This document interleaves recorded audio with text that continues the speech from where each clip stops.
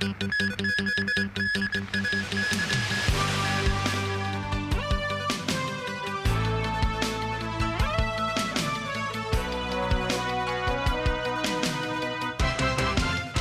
evening and welcome to TVB News. Xia Baolong, the director of Beijing's Hong Kong and Macau Affairs Office, arrives in the city for a two-day inspection visit. The trip aims to look at Hong Kong's alignment with the National 15th Five-Year Plan and the advancement of the northern metropolis. Musin reports. Xia Baolong arrived in Hong Kong via the Shenzhen Bay control point, marking his fifth inspection visits to the city since his tenure as the Hong Kong and Macau Affairs Office Director. The first stop of Xia's trip was the exhibition center of Hong Shui Kiu Ha Chun's new development area, which displays the history and heritage of the site. Accompanied by Chief Executive John Lee, Xia also inspected the three campus sites within the area for the Northern Metropolis University Town. The Education Bureau says authorities have received 19 letters of intent from local universities wishing to develop in the university town. Next, the senior Beijing official visited a light public housing project in Yuen Long, which consists of 2,156 units, and was greeted by Housing Secretary Winnie Ho. Speaking to the media after the inspection, Ho says Xia asked about the progress of light public housing and met with some residents. The Housing Secretary said she introduced Xia to the building method of light public housing, modular integrated construction, where factory-finished apartment modules are manufactured in mainland cities before being transported for assembly. Xia also visited Yuen Long's Microelectronics Center, which supports the research, packaging and assembly of modern power semiconductors and third-generation electronics. After lunch, Xia inspected Guzheng Estate, a large public housing project in the Gudong North New Development area. The estate will provide 9,000 units, and residents can start moving in between 2026 and 2027. Another stop of Xia's visit was the Hong Kong Shenzhen Innovation and Technology Park, where he was welcomed by Xun Dong, the Secretary for Innovation, Technology and Industry. They examined three completed buildings in the Lok Ma Chau Loop, two laboratory facilities and a talent accommodation. Asked what Xia mentioned during his inspection, Sun says Xia stressed that Hong Kong must grasp the opportunities provided by the National 15th Five-Year Plan. Mums 9, TVB News. The Chief Executive and Council confirms all civil servants will receive a uniform salary rise of 2%, starting retrospectively from April 1st. Musin reports. In a statement, the Civil Service Bureau says the Chief Executive in Council has balanced economic-related factors and civil servants' response before making the final decision on the pay rise level. Meanwhile, some legislators questioned the Civil Service Bureau about the purpose of its pay adjustment mechanism, the pay trend survey, during a Legislative Council meeting. After 2020, most of the time the PTI was not adopted. More often than not, the actual adjustment is quite different from the net PDI. What role does the PTS play? Each year comes with different challenges. After 2020, the challenges are magnified. The epidemic has brought challenges and an impact to our economy. After the epidemic, yes, the economy has recovered and on the right track. However, the pace of recovery is uneven, so we have to act prudently. We have to keep in mind the future predicted trend. A lot of civil servants are under tremendous stress. Pay adjustments will have an impact on recruitment and retention. Will there be more favorable conditions to attract people of the right caliber to join the civil service? I've spoken to some people. They think that our salary is attractive.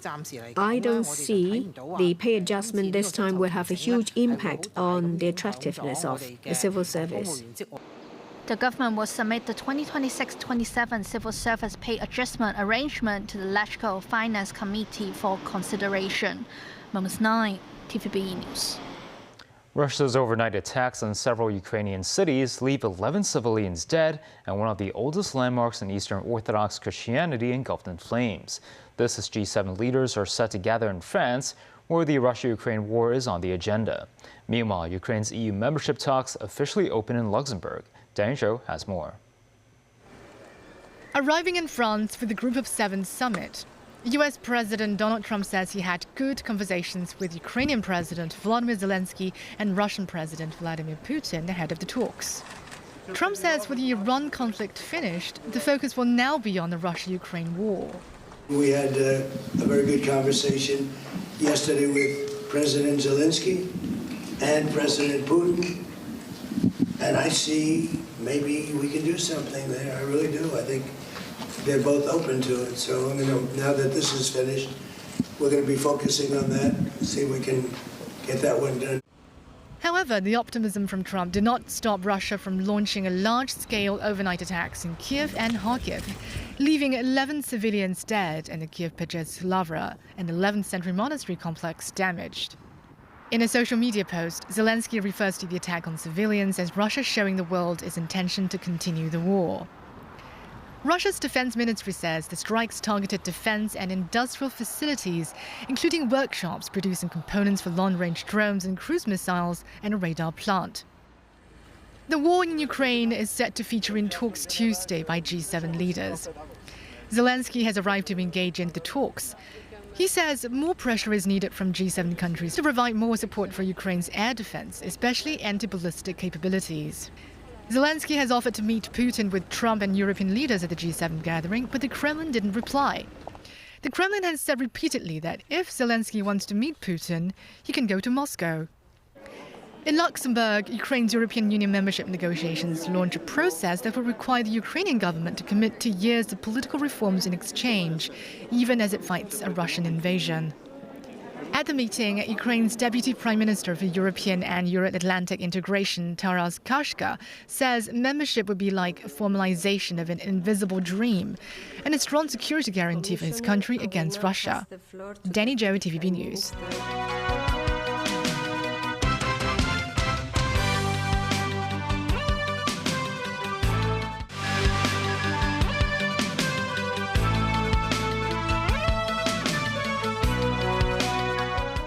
Several hundred Iranian Americans protest outside Iran's first World Cup, calling for change in Tehran. This while thousands of fans pour into the stadium to see the team play in the city home to the largest Iranian diaspora community. Some spectators held large lion and sun flags in front of rows just hours after a court upheld FIFA's ban on the flags. Iran's participation in the World Cup has been beset by challenges since the war's outbreak, dividing the community in the United States. Gloria Feng has the story. Iranian Americans gather outside SoFi Stadium in Los Angeles during Iran's first World Cup match against New Zealand Monday, calling for change in Tehran while waving the pre-revolutionary lion and sun flag. Demonstrators say the Iranian football team is synonymous with Tehran's government, while fans, their cheeks striped with red and green face paint, filed past, saying they were separating soccer from politics. Protesters are seen stomping on an official Iranian flag snatched from a fan. Others are heard chanting, "Shame on FIFA." Shame on FIFA! This participant says they're here to protest Iran, not the players. We don't have a problem with the player. We have a problem with the regime, which is today they try to, do something with them. We are not accepting that, but we are also glad to make peace and, peace in the Iran and United States and other party. Another protester says peace between the U.S. and Iran is not about the people and the forces have been eliminated. The rally continued into the evening, long after the match, with passionate protesters screaming at each other, holding flags, pounding drums, and holding up middle fingers. Southern California is home to the largest Iranian community outside Iran, many of whom arrived after the Islamic Revolution in 1979. Gloria Feng, TVB News. Over 100 cybersecurity executives and experts are asking the Trump administration to ease restrictions on the use of Anthropic's latest AI models by foreign nationals.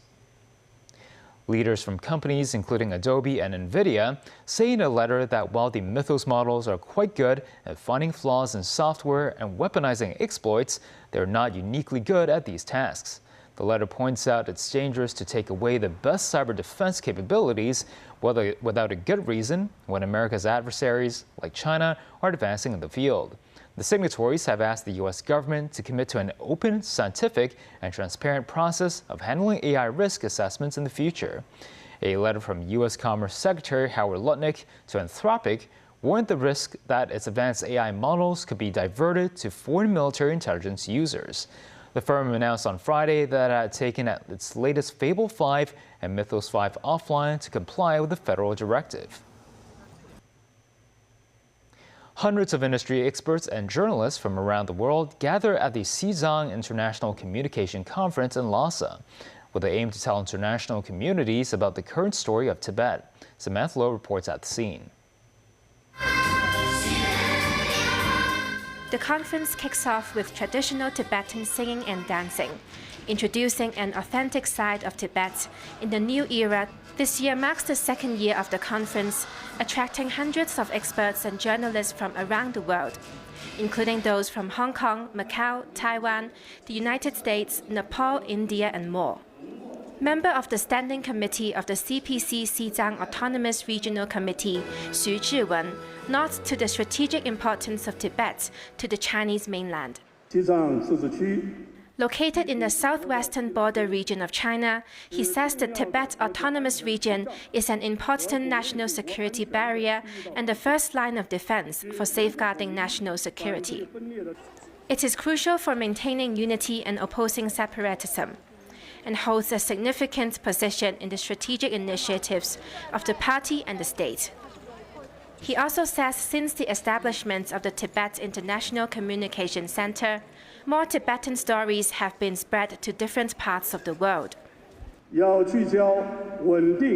He suggests the media use accessible language and engaging approaches to tell compelling stories of economic development, ethnic unity, religious harmony, a healthy ecosystem, robust border defense, and people's peaceful and prosperous lives in Tibet. Mainland Chinese actor Hu Ge, who serves as the Tibet International Communication Ambassador, calls on people from all walks of life to visit Tibet and learn more about its people. Several sub-forums were also held to discuss how in the digital age, algorithms can affect the effectiveness of international communication. Samantha Lowe, TVB News, Tibet. Hong Kong's unemployment rate stands at 3.7% between March and May, some as that in between February and April. The underemployment rate also remains unchanged at 1.5% in the two periods. Unemployment drops in cleaning and similar activities sector, while unemployment spikes in the social work activity sector and the accommodation services sector. Secretary for Labor and Welfare Chris Sun says the ongoing economic expansion should continue to support the labor market. The government will continue to closely monitor the evolving external uncertainties. And that's the news. Thanks for watching.